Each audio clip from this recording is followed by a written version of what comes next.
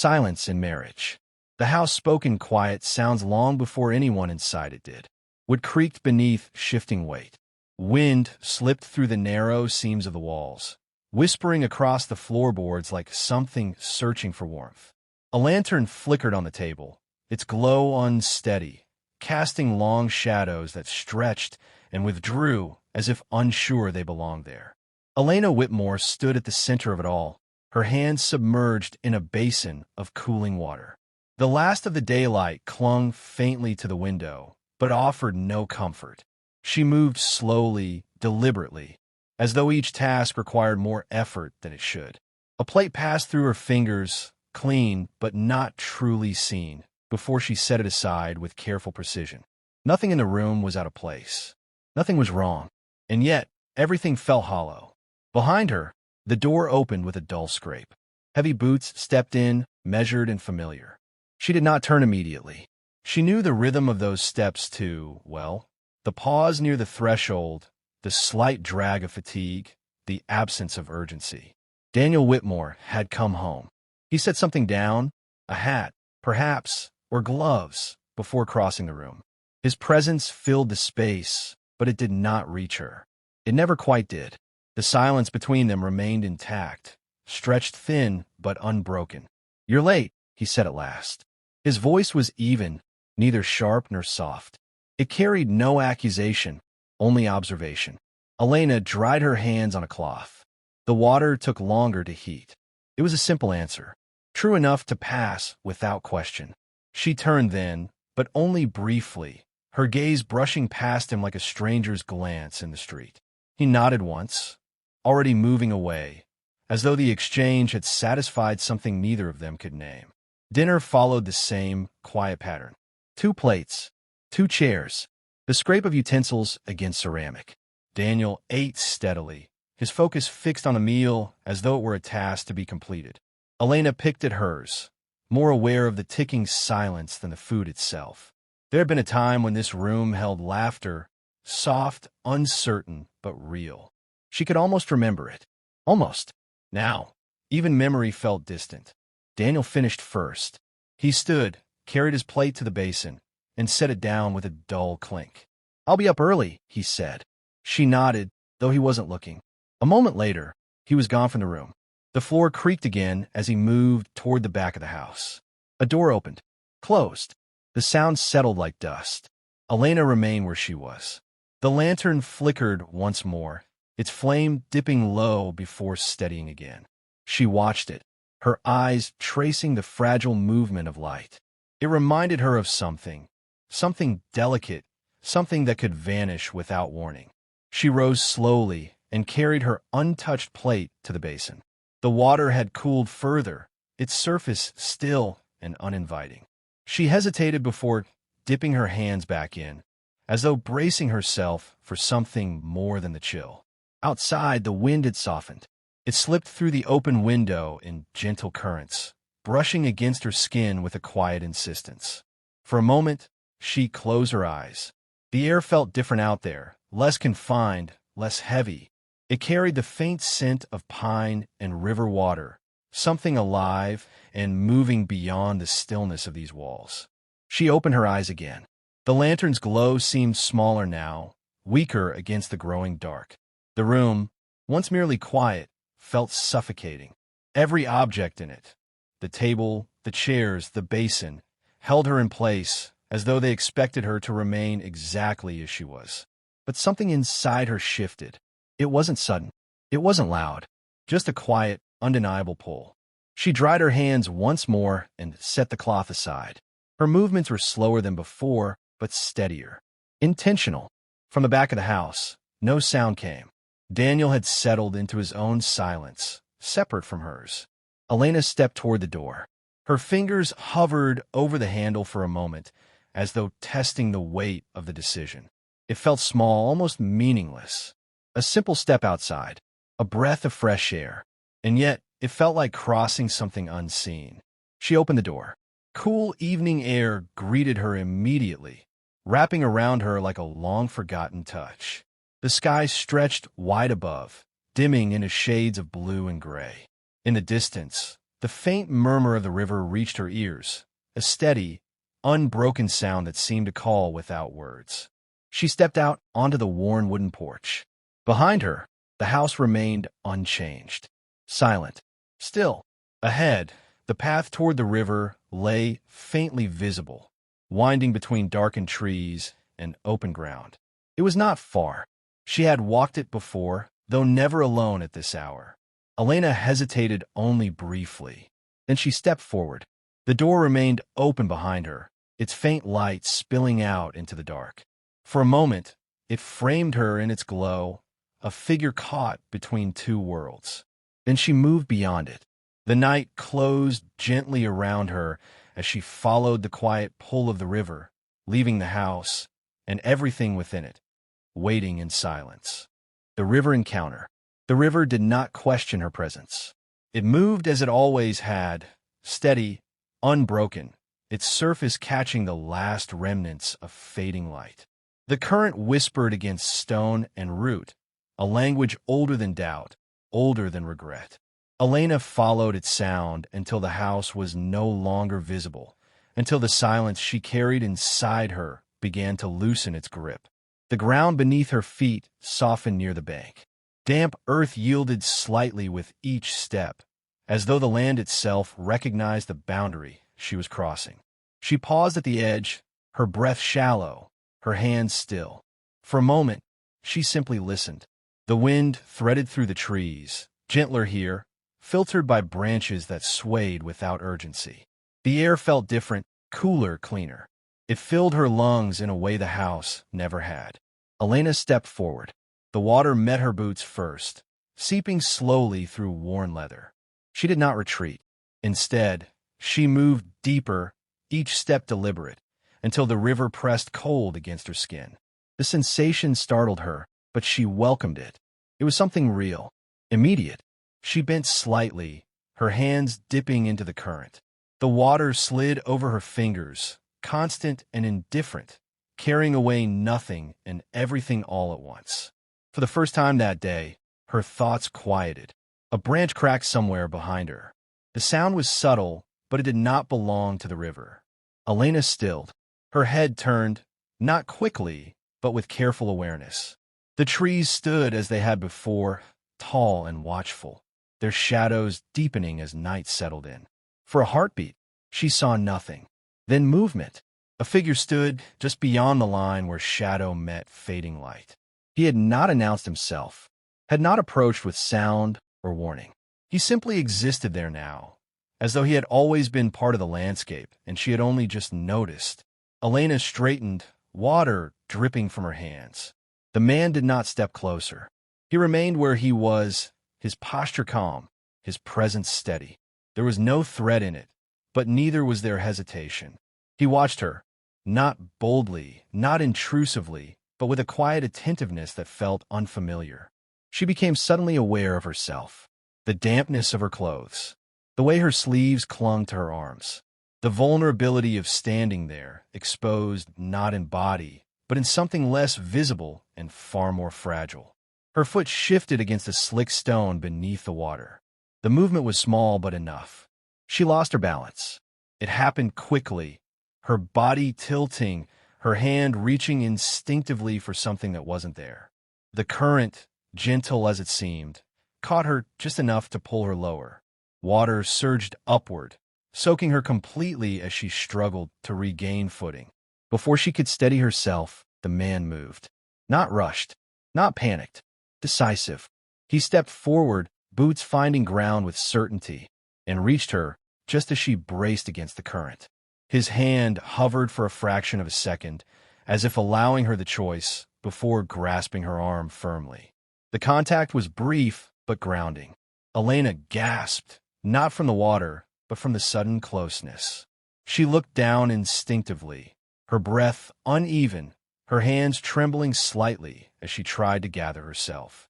The fabric of her dress clung heavily now, outlining the shape she had never intended to reveal. Mud streaked along the hem. Her composure, thin as it had been, fractured entirely in that instant. The man released her once she stood steady. His voice came then, low but sharp with concern. "What have you done, miss?" The words struck harder than they should have. Elena's gaze dropped further, as though the answer might be found somewhere beneath the water surface.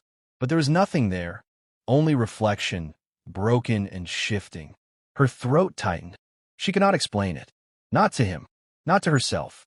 The question was too large for the moment, and yet it lingered, pressing against something she had been unwilling to face. Her voice, when it came, was barely more than breath. "Please." It was not an answer. It was not even a request with clear meaning, but it carried everything she could not say. The man did not respond immediately. Instead, he stepped back, creating space between them once more. His gaze lowered briefly, not out of dismissal, but respect. The tension that had flared in the moment of contact eased, replaced by something quieter, more deliberate. He reached to his side and pulled free a piece of cloth, worn but clean. Without stepping closer again, he extended it toward her. An offering, nothing more. Elena hesitated. The river moved around them, unchanged, its quiet persistence filling the silence. She looked at the cloth, then at his hand, steady and unmoving. Slowly, she reached out. Their fingers did not touch this time. The distance remained carefully preserved. She took the cloth and held it tightly, her grip betraying more emotion than her expression ever would. The damp fabric of her sleeve brushed against it, but she did not use it immediately. Instead, she simply stood there, anchored between the moment that had just passed and the uncertainty of what came next. The man turned slightly, his attention shifting back toward the trees, as though reminding her that he did not intend to stay where he was not wanted. But he did not leave. Not yet. Elena drew a slow breath. The river no longer felt like escape. It felt like something else entirely. And for reasons she could not yet understand, she did not step away. Crossing the line, the river became a place of return, not by promise, and never by plan, but through a quiet inevitability Elena could neither justify nor resist. Each evening carried the same slow unraveling, the dimming light, the suffocating stillness of the house, the absence that grew louder in silence. And each time, without speaking the choice aloud, her steps found the same path. The ground remembered her now. Soft impressions marked the way between the trees, subtle but certain. The air shifted as she walked, cooler near the water, threaded with the same scent that had first drawn her beyond the threshold of her home. Nothing about the place had changed, only her reason for coming. He was there before she arrived, not always visible at first, but present in the same steady way the river was present, unmoving in intention, unforced in existence. Koa did not greet her when she stepped into view. He did not question her return. He simply acknowledged it with the slightest turn of his head, as though her presence had already been accounted for. Elena stopped a few paces from the bank. The distance between them remained intact, carefully measured, as it had been since that first night. It was not fear that maintained it, nor uncertainty. It was something quieter, an understanding neither of them had spoken. "You came back," he said. His voice carried no surprise. Elena did not answer immediately. She moved closer to the water instead, her attention drawn to the current as though it offered something safer than conversation. The surface shifted gently, reflecting fragments of sky and shadow that refused to settle into anything whole. "I didn't mean to," she said at last. The words felt insufficient the moment they left her. Koa watched her, his gaze steady but unreadable. "But you did." It was not a challenge. It was a truth. Elena crouched near the edge, her fingers trailing just above the water without touching it. The hesitation lingered there, small but telling. "It's quiet here," she said, though the explanation sounded thin, even to her own ears. "It is quiet everywhere," he replied. "Some places only make it easier to hear." She stilled. The words settled in her more deeply than she expected. She straightened slowly, her hands falling back to her sides. For a moment, she considered leaving, turning back before the conversation could become something more than surface. But she did not move. "Do you always speak in riddles?" she asked, a faint edge slipping into her tone. Koa's expression did not change. Only when the answer is already known. A breath caught in her chest, subtle but undeniable. She turned away from him then, her gaze lifting toward the trees. Their branches swayed gently, shadows shifting across the ground in patterns that never quite repeated. It would have been easy to remain in that moment, detached, untouched, but something had already shifted. "I shouldn't be here," she said. The statement held more weight this time. It carried intention, awareness, and something dangerously close to admission. Koa did not step closer. "Then why are you?" The question was direct. Too direct. Elena exhaled slowly, her shoulders tightening as though bracing against something unseen.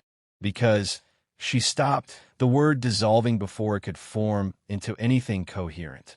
Because she felt seen here. Because silence here did not feel empty. Because the space between words held meaning instead of absence. But she did not say any of that. "I don't know," she finished instead. Koa regarded her for a moment longer before shifting his gaze toward the river. Not knowing does not make a thing less true. The simplicity of it unsettled her. Elena stepped back from the water, creating distance where there had been none. The movement was instinctive, a small attempt to regain something slipping beyond her control. "This is wrong," she said, more firmly now. The word lingered between them, heavier than anything spoken before. Koa did not argue. He did not dismiss it or reshape it into something easier to accept. "Yes," he said. The agreement struck her harder than denial would have. She turned to face him again, searching for something. Conflict, resistance, anything that might restore the balance she felt losing ground. But there was none. Only the same steady presence, unchanged. "Then why don't you leave?" she asked. The question came sharper than intended. Koa met her gaze without hesitation. "Because you are still here."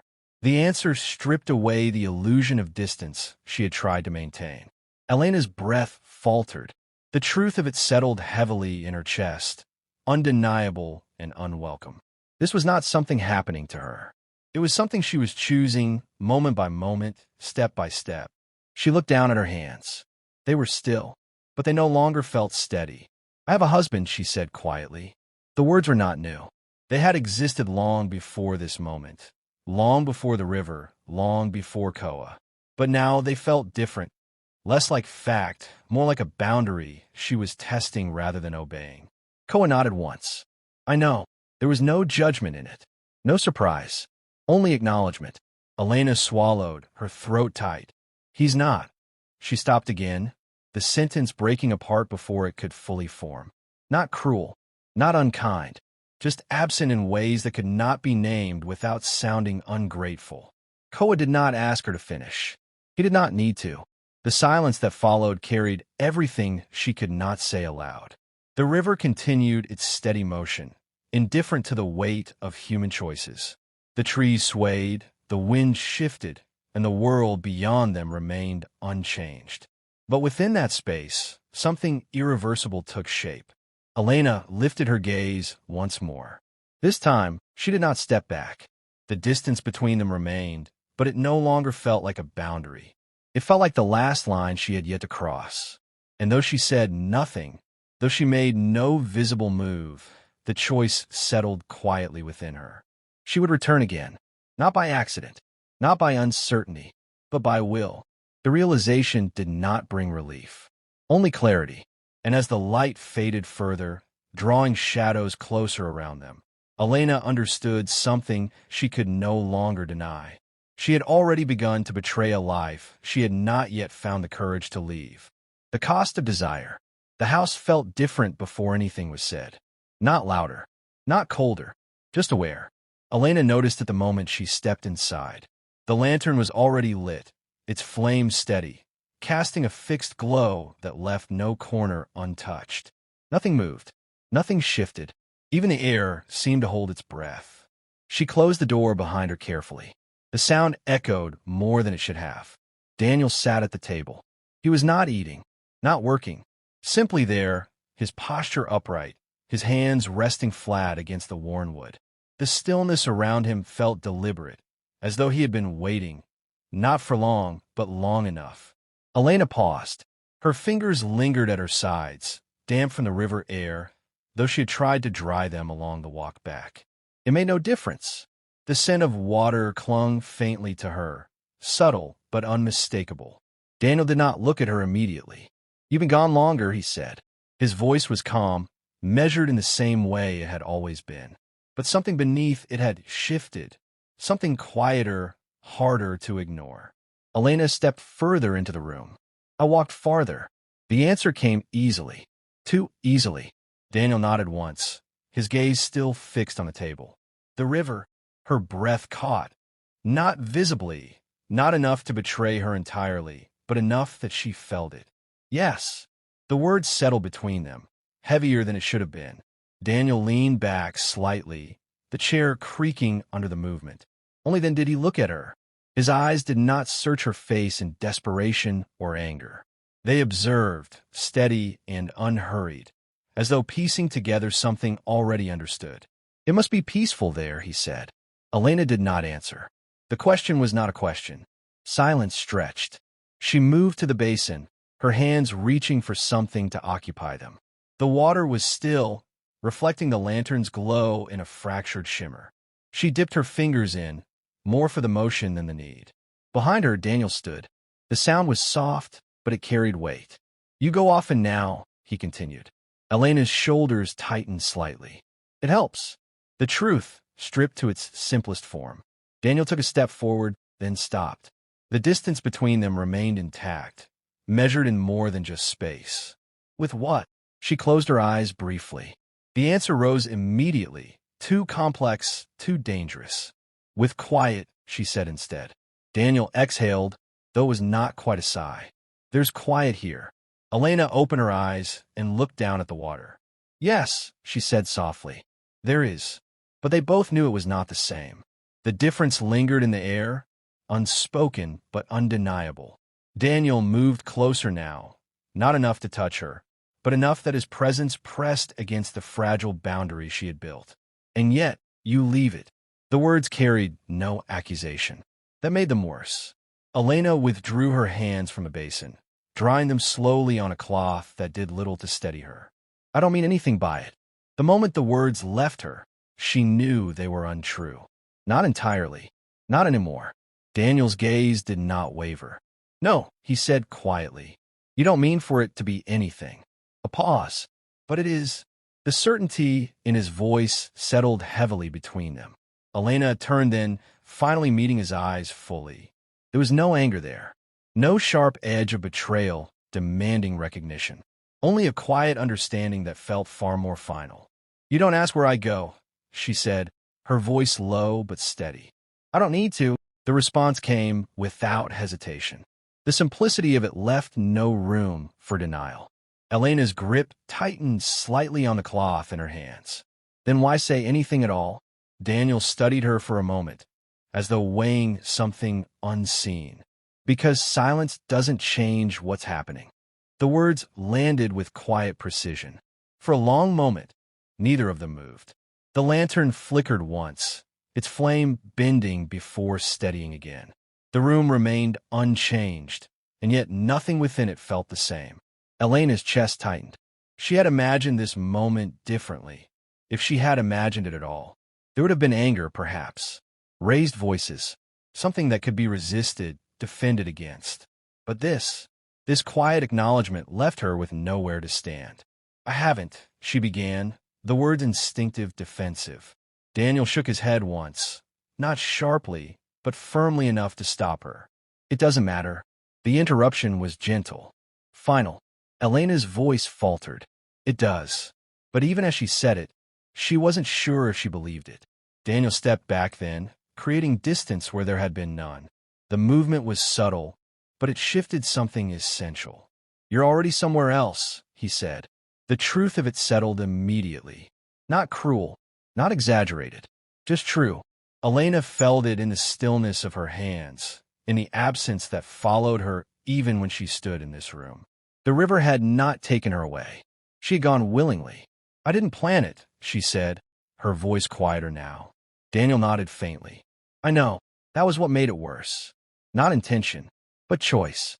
The silence that followed stretched longer than before, but it no longer felt empty. It was filled with everything neither of them needed to say. Elena looked toward the door. It stood exactly as she had left it earlier, closed, unchanged, waiting. Beyond it, the night continued, indifferent to what had passed within these walls. The river was still there, steady, unchanged, calling in the same quiet way it always had. Behind her, Daniel remained still. He did not ask her to stay, did not tell her to go. The absence of either felt like a decision he had already made. Elena's breath came slowly, measured. She could remain here, within the quiet she had always known, or she could step back into the uncertainty she had already begun to choose. Neither felt simple, neither felt whole, but one of them felt honest. Her hand moved toward the door. For a moment, she hesitated, not out of doubt but recognition of what this moment meant, of what it would leave behind. Then she opened it. The cool night air met her once more, familiar now in a way it hadn't been before. It no longer felt like escape. It felt like consequence. Elena stepped forward. This time, she did not look back. And as the door remained open behind her, the silence within the house settled into something final, something that would not wait for her return.